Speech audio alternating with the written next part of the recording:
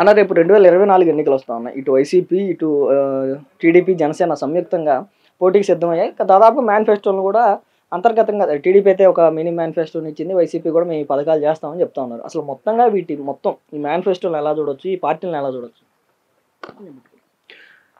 మీరు ఈరోజు రాష్ట్ర ప్రభుత్వం ప్రవేశపెట్టినటువంటి ఈ పథకాలు, అమలు చేస్తున్నటువంటి ఈ పథకాలని మీరు కానీ చూశారు అని అంటే, వీటన్నిటిలో కూడా రైతు భరోసా నిధులలో, రైతు భరోసా కింద సెంట్రల్ గవర్నమెంట్ 6,000 రూపాయలు 3 కిస్తీల్లో రైతులకు వేస్తుంది.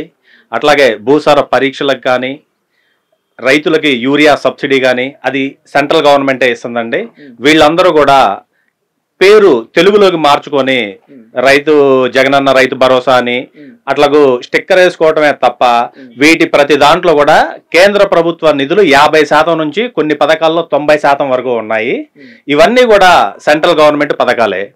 ఒక రైతులే కాదనండి, ఇప్పుడు విద్యాపరంగా చూసుకుంటే సెంట్రల్ గవర్నమెంట్ అనేక కాలేజీలు, గిరిజన యూనివర్సిటీ కానీ యూనివర్సిటీలనే కట్టింది, స్కూల్స్నే కట్టింది. స్కూల్స్లో మౌలిక సదుపాయాలు, బాత్రూములు కానీ, పిల్లలకి మంచి క్వాలిటీ ఇంగ్లీష్ మీడియం ఎడ్యుకేషన్ ఇస్తూ స్కూల్స్ను కూడా డెవలప్ చేసింది.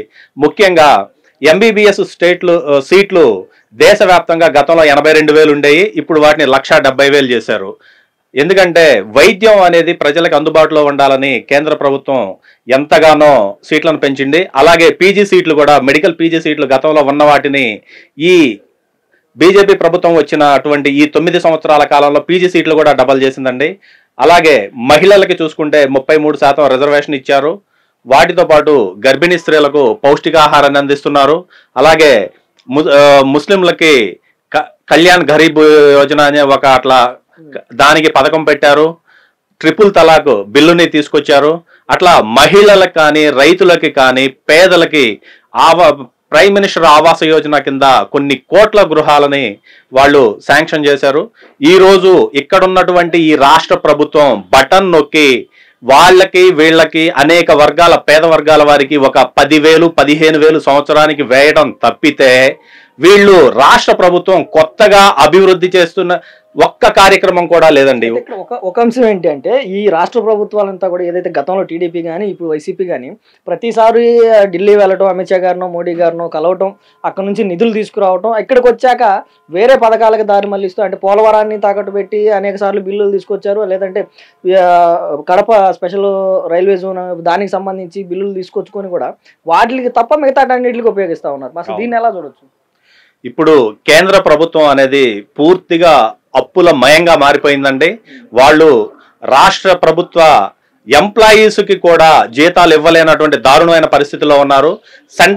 కేంద్ర ప్రభుత్వం ఇచ్చేటువంటి నిధులని కూడా ఆ పథకాలకు ఉపయోగించకుండా వాస్తవంగా పోలవరానికి ఇచ్చిన నిధులు కానివ్వండి, లేకపోతే ఈ డ్రైనేజీలు కట్టడానికి, వీటన్నిటికీ కూడా 15వ ఆర్థిక సంఘంలో కొన్ని దగ్గర నాకు తెలిసి 60,000 కోట్ల రూపాయలు మన రాష్ట్రానికి వాళ్ళు నిధులు ఇచ్చారు. ఆ నిధులను కూడా వీళ్ళు ఆ పథకాలకి ఉపయోగించుకోకుండా వీళ్ళు ఈ బటన్ నొక్కే కార్యక్రమాలకే వీటిని ఉపయోగిస్తున్నారు. కేంద్ర ప్రభుత్వం ప్రతి ఒక్క పథకంలో 50% నుండి కొన్ని పథకాల్లో 60%, 70%, 90% వరకు కూడా కేంద్ర ప్రభుత్వ నిధులే ఉన్నాయి. ఆ కేంద్ర ప్రభుత్వ నిధులకి వీళ్ళు స్టిక్కర్ వేసుకొని మావి అని చెప్పడం తప్ప వేరే ఏమీ లేదు. ముఖ్యంగా కోవిడ్ టీకాలండి. కోవిడ్ టీకాల విషయంలో కోవిడ్ వచ్చినప్పుడు మోడీ గారు అప్పుడు 30,000, 40,000 రూపాయలు ఒక్కొక్క వ్యాక్సినేషన్కి సామాన్య ప్రజల వద్ద ప్రభుత్వ ఆసుపత్రుల్లో దోచుకునేవాళ్ళు. అట్లాంటిది గ్రామ సచివాలయాల ద్వారా ఇంటింటికి పిలిచి మరీ ఉచిత టీకాలను 2 టీకాలు వేశారు.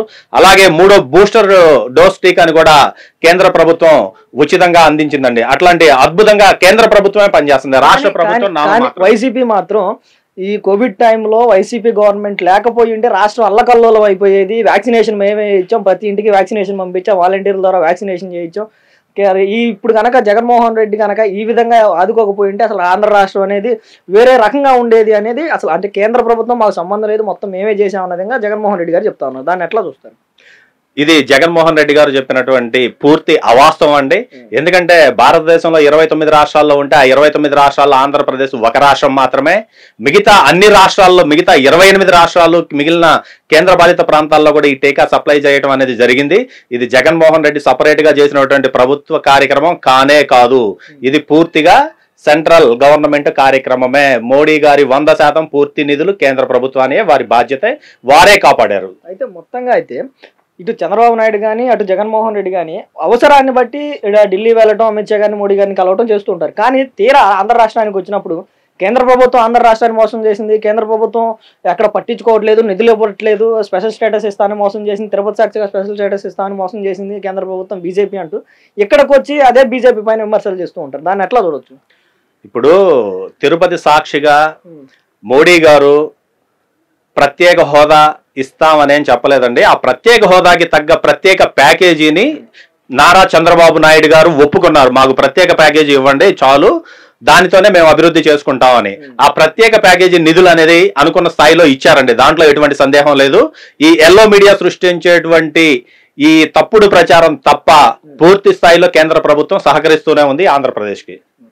మొత్తంగా ఇక్కడ ఆంధ్రప్రదేశ్లో జగన్, చంద్రబాబు వీళ్ళిద్దరి పైన మీ అభిప్రాయం ఏంటి? వీళ్ళిద్దరూ కూడా ఇక్కడ రాష్ట్రాన్ని అభివృద్ధి చేయటం చేతగాక, సంపదని సృష్టించటం చేతగాక, కేంద్రం ఇచ్చేటువంటి కేంద్ర ప్రభుత్వ నిధులని వాళ్ళ పేర్లు పెట్టుకొని, వాళ్ళ స్టిక్కర్లు వేసుకొని, వాళ్ళ ఎల్లో మీడియా, బ్లూ మీడియా ద్వారా మా పథకాలు అని ప్రచారం చేసుకోవటంలో 100కి 100% సక్సెస్ అయ్యారండి. కేంద్ర ప్రభుత్వం తప్పు దాంట్లో ఏమీ లేదు. కేంద్ర ప్రభుత్వం అయితే నిష్పక్షపాతంగా ఈ రాష్ట్రానికి బాగా చేస్తుంది.